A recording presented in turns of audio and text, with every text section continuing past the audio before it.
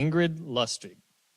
Ingrid is a Master's of Development practice student with concentrations in gender justice and program management. Her presentation is titled, Enabling Women's Economic Engagement Through Increased Water Access in Zimbabwe. Could it work? Ingrid, could you test your mic? Yes, how's this? Perfect. Okay. Are you ready, timekeeper? Start when you are ready. Okay. Within the world of international development, nonprofits have been making assumptions about people's lives for decades. That means that practitioners like me are often delivering programs that aren't really representative of the lives of the people that we're trying to serve.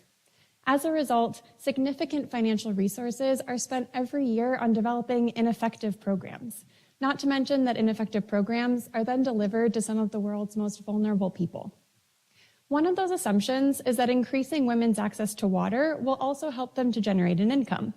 In fact, a donor to World Vision, a massive international nonprofit like Save the Children or UNICEF, recently put $10 million behind that assumption to help World Vision develop a new program that would both build wells and also provide women with the skills and resources necessary to build a business.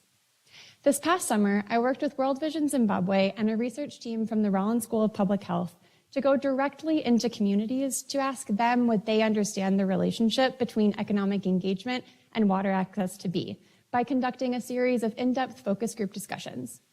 What's particularly innovative about our research is that we're asking both women and men about women's economic empowerment.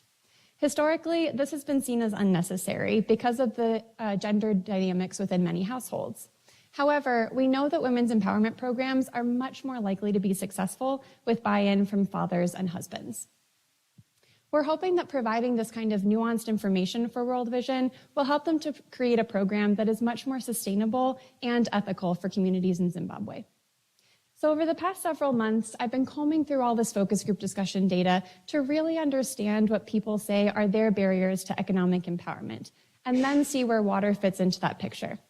I've created a problem tree that really gets down to the root causes of barriers to women's access to economic engagement. And what we found is that, yes, water is a major barrier to economic empowerment. Some women are walking up to 8 hours per day to collect water, which is time, not to mention energy, that they could be using building a business.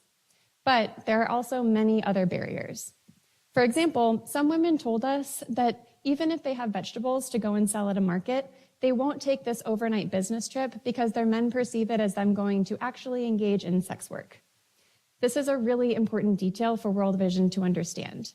Even if they build more wells and vegetables become easier to grow and sell, women might not actually go to the market to sell them because of the stigma. So now, as a result of my research, World Vision has a much more context-specific and nuanced understanding of this relationship between economic engagement and water access. And as they design their program, they can leave all assumptions at the door. Thank you.